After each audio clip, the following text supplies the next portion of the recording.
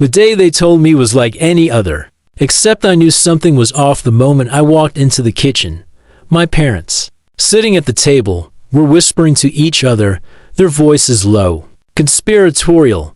It wasn't anything new. Whispers had been their language for years, but today it felt different. The silence between us had stretched over the years, long and unbroken, but today it felt suffocating, like they were waiting for something, waiting for me. "Sit down," my dad said, his voice as cold as the coffee sitting in front of him. He barely looked up as I pulled out a chair and sat across from them. "Got something important to tell you," my mom added, her voice too sweet to be genuine. "We're going on vacation."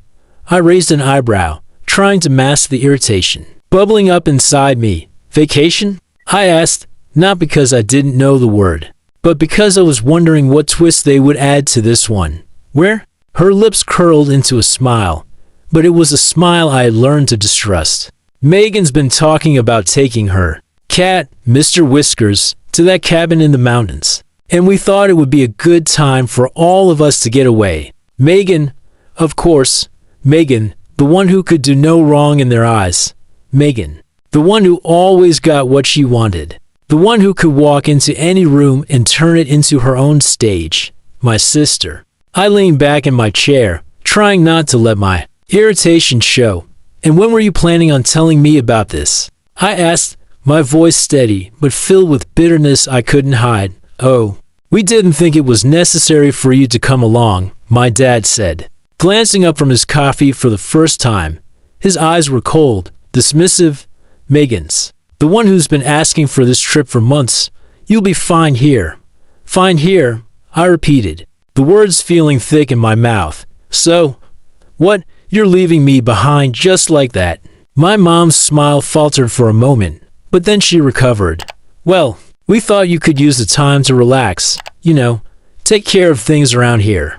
There's always something that needs fixing." She looked me up and down, her eyes narrowing.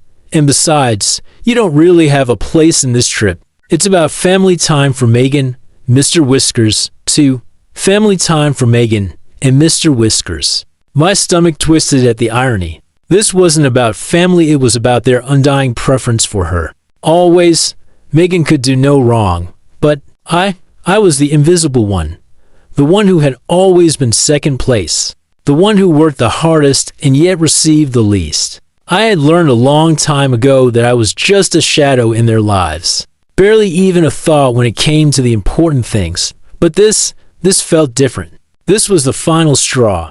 "Yeah, I'll be fine here," I said, standing up abruptly. "You don't have to worry about me. Go enjoy your trip with your golden child and her precious cat." I turned on my heel and walked out of the kitchen before either of them could respond. I didn't want to hear their excuses, their justifications. I didn't need their hollow attempts at making me feel better. I already knew the truth. They didn't want me there. Not because they needed time to themselves, but because I wasn't the one who mattered. Megan mattered. Always. I had always been the afterthought, the one left behind. As I walked upstairs to my room, I could feel the rage building inside me. I slammed the door behind me and paced back and forth, trying to control the boiling fury, threatening to spill over. I had spent my entire life trying to fit into their mold, trying to make them proud, but nothing was ever enough. No matter how hard I tried, no matter how much I gave, I was never going to be their favorite. But tonight, everything was going to change. I was done being the second choice, done being the one they pushed aside when it suited them. I was going to make sure they would never forget what they had done to me. They thought they could leave me behind like I was nothing, but they had no idea what kind of revenge I was about to unleash. I sat down at my desk and started making a plan, my mind racing. I had everything I needed to make their lives hell. It wasn't going to be some petty revenge, no.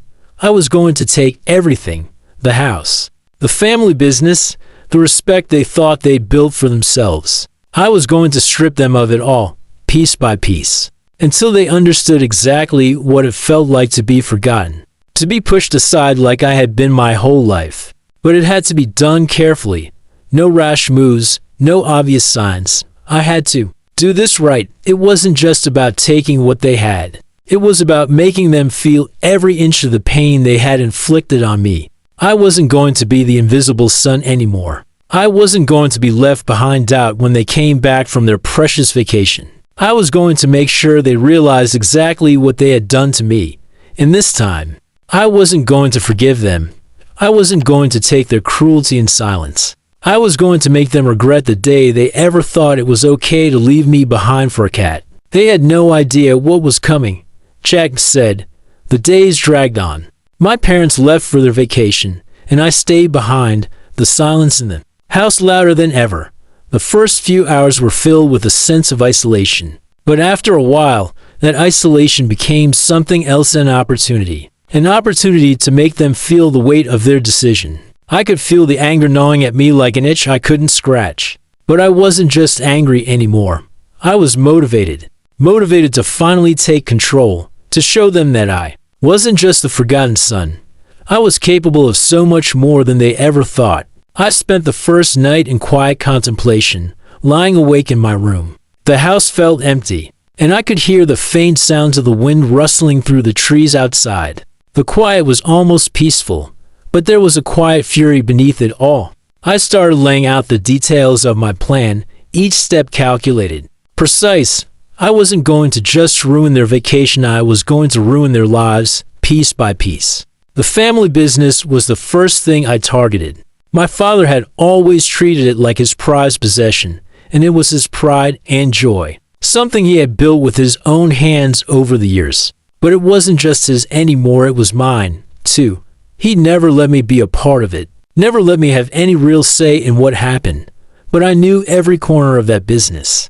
I had learned everything by watching him, listening, picking up the pieces he had discarded. So I made the call. I made sure the deals he had lined up for the coming weeks fell apart, starting with his most lucrative contract. I'd been tracking the financial details of the business for months, watching the holes and weaknesses in the system, waiting for the perfect moment to strike. And now that moment had arrived. The moment I pulled the trigger, I felt the rush of power, the satisfaction of knowing that, for the first time in my life, I was the one in control. I could already imagine the fallout my father's face when he realized what had happened. The confusion, the frustration. He would never understand it. He would never see it coming. Then, I moved on to the house, the one he was so proud of, the one he thought was his domain, his sanctuary. I made sure all the accounts related to the house were switched to my name, the deed included. Every piece of property they had worked so hard to maintain was now legally mine. I couldn't wait to see their faces when they came back, expecting everything to be the same, only to find out that they had been shut out of their own lives. The next day, I focused on the finances. I knew where to hit them hardest: my mother's savings, my father's retirement fund. I moved everything into accounts that they wouldn't be able to touch. It wasn't just about the money, though. It was about the message, about showing them what it felt like to be powerless, to have everything they thought was theirs taken away. By the time the week had passed, I had made sure that everything they held dear, everything they had built their entire lives on, was slipping through their fingers. I had their house, their business, their future, and most importantly, their dignity. They thought they could leave me behind, like I was nothing more than an inconvenience, a shadow. But I was done with being the invisible son. I made sure the final blow would land when they least expected it. I put an anonymous letter in the mailbox, one they would get the moment they returned from their trip. The letter contained everything, every detail of what I had done. I wanted them to know that I was the one who had taken it all. I wasn't just a disappointment anymore. I was the one who had destroyed everything they had worked for. And I wasn't going to stop. As the day of their return drew closer, I could feel the anticipation building inside me. The moment they walked through that door, I would be there, waiting. I would watch them crumble, knowing that they had never seen it coming, that they would finally understand how it felt to be left behind, to be the one who wasn't cared for. I wasn't just taking everything from them, I was making sure they never forgot how it felt to have nothing.